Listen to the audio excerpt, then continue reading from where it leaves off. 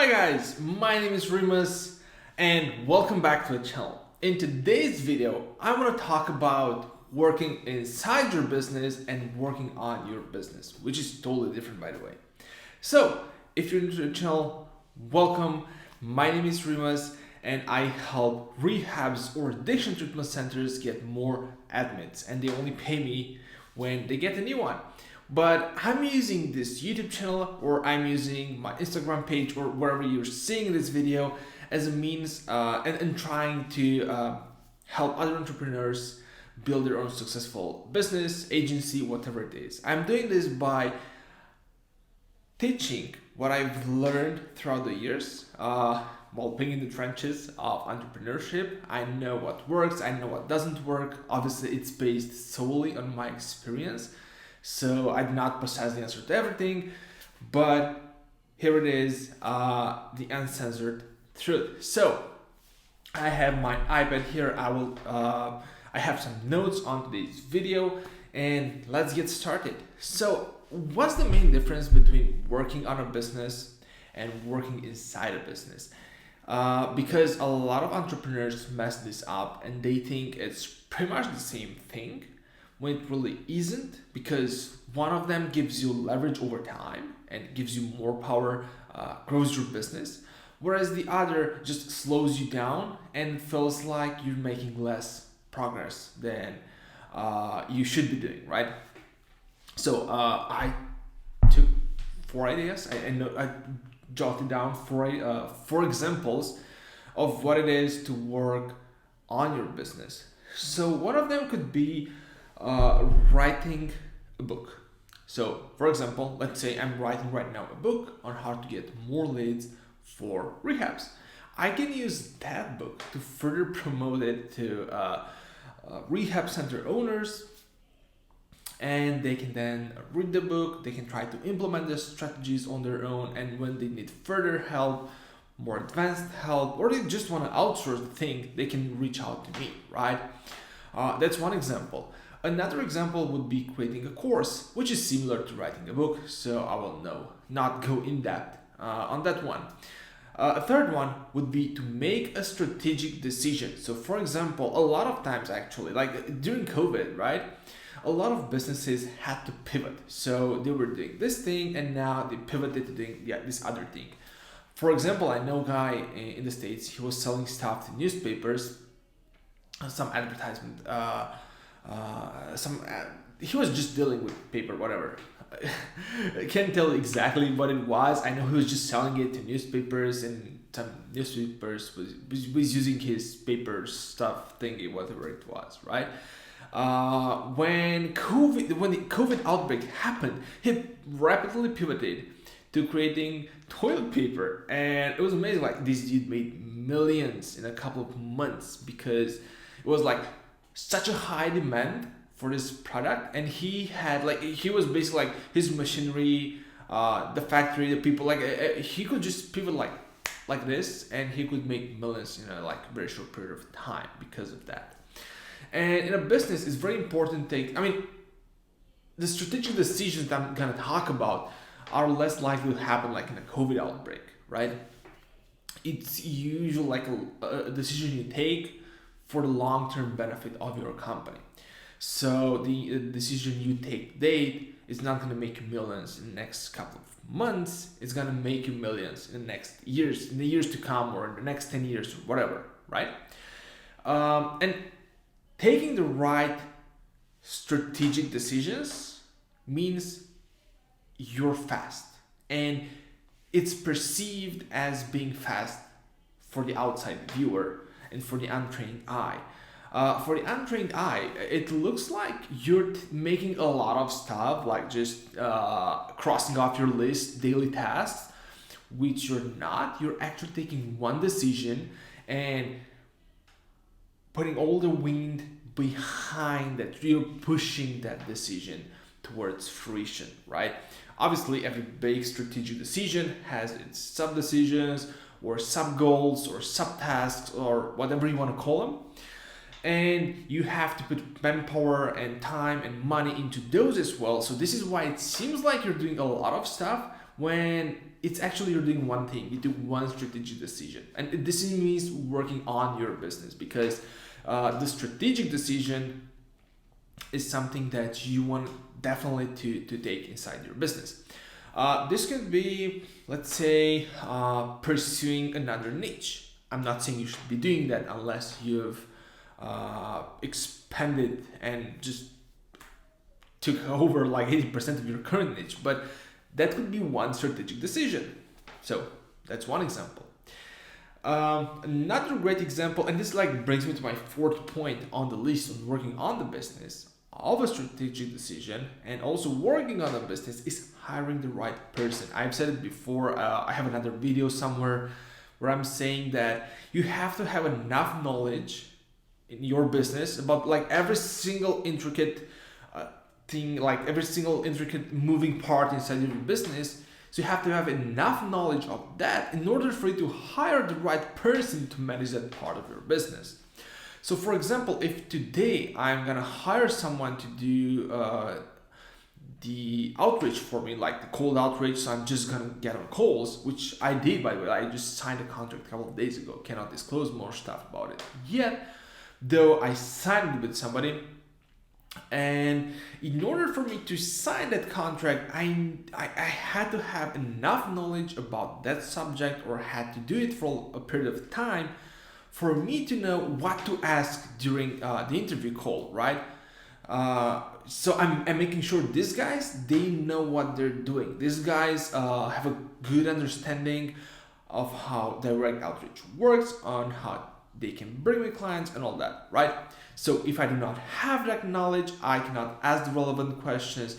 Thus, I might hire the wrong person. And hiring the right person is a great strategic decision and also a great way to work on your business. Because when you're hiring someone, you're basically freeing up your time as a business owner, and you can focus on more high-level stuff, right? Got some examples of bad decisions that you could take, such as dealing with daily client tasks. And this is so common. I see this all the time with entrepreneurs that come to me for advice. Is they are, I mean, they let themselves drag down into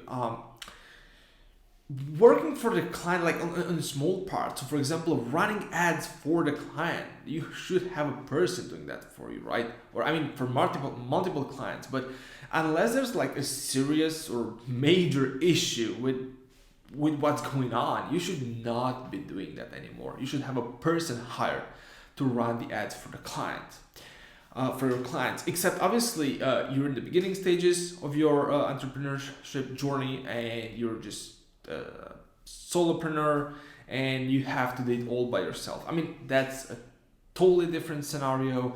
I can get that. So yeah, that's fine. But usually you want to stay away from that and hire people to do that for you. Also, number 2 is taking phone calls from clients, or like random meetings. I had a client the other day call me like 3 times a day, and told her like, hey, in our contract it states we only have 1 meeting per week, which I have to attend. If it's something urgent, okay, let me know. I may be able to assign a team member to you, but I am not available. I'm sorry for that. And she was cool with it, because I wasn't like arrogant, or I wasn't like a jerk when I told her this. I was just like, hey, this is the contract, this is what you signed. I can offer you a higher level of support, but you have to pay me more for that. It's fair for both of us, right? You get more, I get more. So it's fair that we sign a new contract if you want that. So that's another major issue I see, like just going back and forth with clients all day, because that's a huge focus drainer. Like, it's a time drainer as well, but it's a huge focus drainer, and you don't really want to lose your focus like every now and then. It costs a lot in the long term. Another thing that I noted here is like working directly with your clients, which, don't get me wrong, especially in the beginning, it's good that the owner gets in some of the calls, tries to work with the client directly, tries to understand their needs even better, because it can help you perfect your pitch, perfect your offer, perfect your avatar, and in turn close more sales. Plus, it obviously gives you the advantage of giving more value to the customer, because you understand them better, obviously, and you can hire a person to do something else which wasn't included so far inside your offer. Like it always goes back to the offer, refining your offer. So yeah, it's great working with a client the first week or two, let's say the first month, right, of onboarding. Like I usually work with a client for the first 2 weeks, but you can do it up to a month. It's totally fine. Though if you start doing that like on a weekly basis, and like for forever, again, it drags down your focus and your attention time to the high level stuff, to working on your business. And the last thing on my list is doing anything that you could outsource that's working inside a business. So if it's easy for you to outsource, let's say, even writing a book, if it's easy to outsource it, just go outsource this. You just they give it back to you, you read it, you correct it, and you publish it, and that's it. Or this is if you don't want to write the book, or if you want to, the Facebook ads part, you can outsource that. Lead generation, outsource that. Direct outreach, outsource that. Sending emails, outsource that. Like everything that you can outsource, just do it, free up your time, and focus on the high level stuff. Because at the end, like the biggest difference between the two, like if you focus on your business, like working on your business, you'll grow faster, like super fast, like skyrocketing fast, because you'll take the right decision, the right strategic decision. And this means fast, being fast in business, right? Whereas if you work inside your business, you're crossing off a lot of stuff from your tasks list, right? And for the untrained eye, that looks like you're doing a lot and you're working fast, but what you're actually doing is you're staying put. You're not growing as fast as you could. There's a wall and you hit the wall, and this is why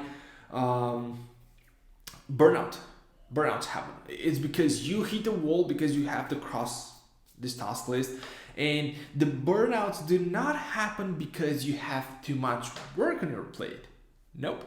That's a misconception. The burnouts happen because you cannot see the light at the end of the tunnel. Because you have so much work to do, like so many tasks to cross off your list.